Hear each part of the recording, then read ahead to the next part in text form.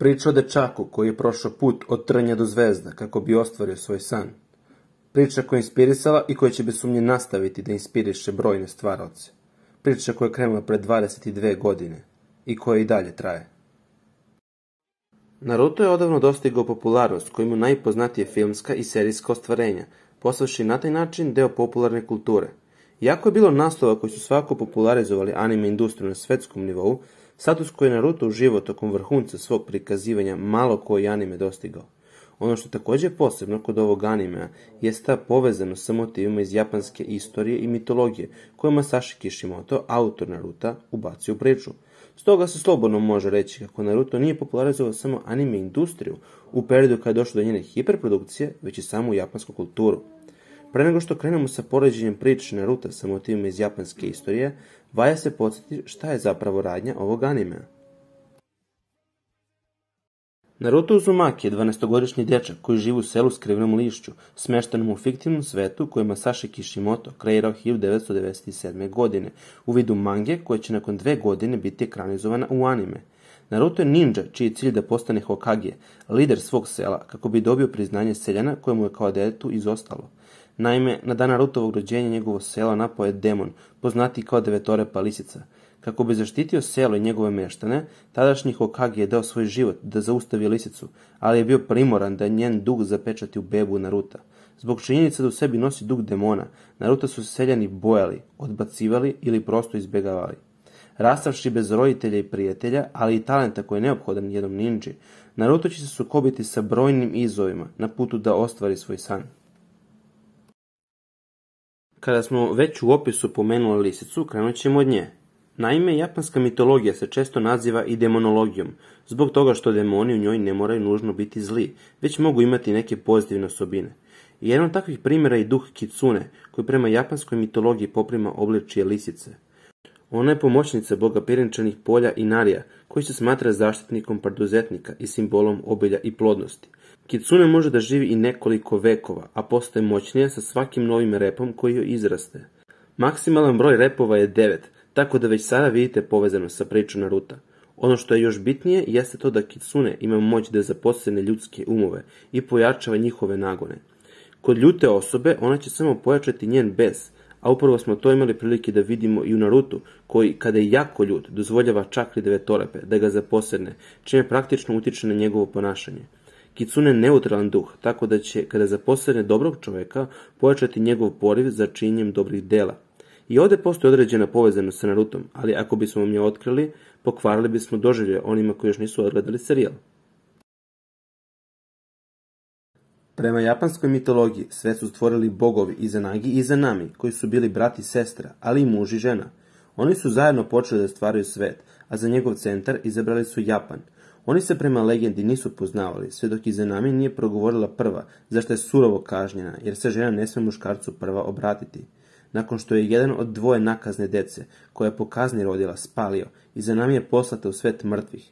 Izanagi je krenuo po nju, ali je ona u međuvremenu probala zabranjenu hranu, što je vezalo za donji svet.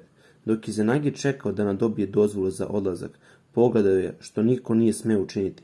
Izanami se tada pretvorila u čudovište koje je počelo proganjati Izanagija. Izanagi je uspio da pobegne iz donjeg sveta i ulaz zapečati velikom stenom. Kasnije se okupa u reci iz koje je nastala boginja sunca Amaterasu. Osim nje dobio i boga meseca Tsukuyomija i boga zemlje Susana. Oni koji su gledali Naruto dobro znaju za ova imena. Sva su vezana za tehnike klana Uchiha koji se smatra jednim od najjačih na svetu.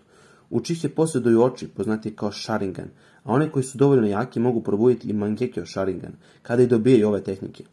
Amaterasu se i ovdje vezuje za vatru i vrelinu, jer predstavlja tehniku crnih plamenova koji se nikada ne gase i koji, kada pogode metu, gore sve dok ta meta ne izgori. Tsukuyomi predstavlja tehniku iluzije koja zarobljava protivnika u svet u kome vreme teče znatno sporije, kako bi se taj protivnik izložio nevjerovatnim mukama. Susano predstavlja čudovište koje opkoljuje svog korisnika u oklop koji je gotovo nemoguće probiti, pružit mu nevjerovatnu destruktivnu snagu. Posebno je zanimljiva priča kod Izanagije i Izanamija. I u animeu su ove tehnike izuzetno retke zbog moći koje posjeduju. Izanagi, koje po legendi predstavlja boga stvaranja, omogućava korisniku da vreme vrati unazad, na taj način mu pruživši priliku da povrati život koji je u međuvremenu izgubio. Izanami, koja je također boginja stvaranja, ali i smrti, je tehnika koja, poput Tsukuyomija protivnika, šalje u svet iluzije, samo što ovaj svet nema vreme trajanja, već može trajati zauvek, primoravajući onoga koji je zarobljen da ponavlja određene radnje. Ovaj deo se možda najmanje može povezati sa Japanom, s obzirom na to da čakra poreklo vuče iz Indije, dok su znaci rukama inspirisani kineskim horoskopom.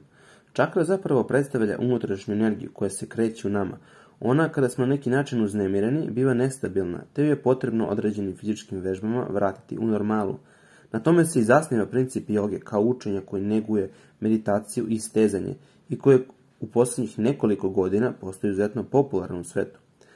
I u Narutu čakra predstavlja unutrašnju energiju, samo što je tu energiju moguće izbaciti iz sebe ili njome menjati samu okolinu. Osnovni čakra tipovi koji se u animeu javljaju jesu vatra, voda, vazduh. Osim njih, postoje drugi koji nastaju kombinacijom 2 ili 3 osnovna tipa, kao što su na primjer led, koji nastaje kombinacijom vode i vetra, ili lava, koja nastaje kombinacijom zemlje i vatre. Kako bi se tehnike, koje se inače zasnivaju na čakri, izvele, neophodno je bar u većini slučajeva napraviti određene znakove rukama. Ti znaci rukama predstavljaju zapravo bića kineskog horoskopa, u što spadaju 12 životinja: pacov, bik, tigar, zec, zmaj, zmija, konj, koza, majmun, petao, pas i svinja. Prema legendi, ove životinje su se jedine odazvale pozivu na proslavu koju je Buda organizovao. U Narutu svaka životinja ima sopstveni znak, a jednim ovim znakom ili kombinacijom više njih može se izvesti određena tehnika. Politika u Narutu igra veliku ulogu, što će se značajnim pokazati tek u Shippudenu, nastavku koji prati Naruta nakon trogodišnjeg treninga. Svet je u Narutu podeljen na države kojima upravljaju feudalni gospodari. Te države imaju jedno veliko glavno selo i više manjih sela. Najmoćnije države su država vatre, u kojoj se nalazi selo Lišća, država vetra, država vode, država zemlje i država munje.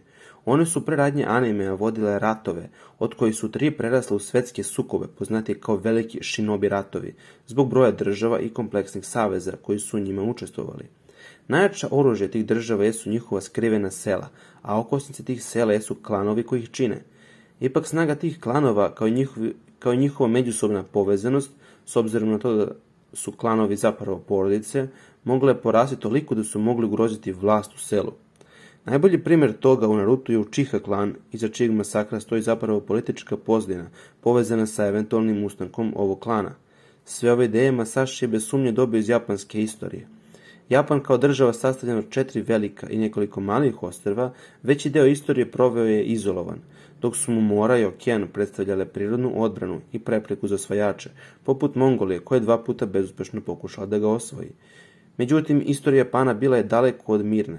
Postoje veliki broj država koje su ratovale međusobno.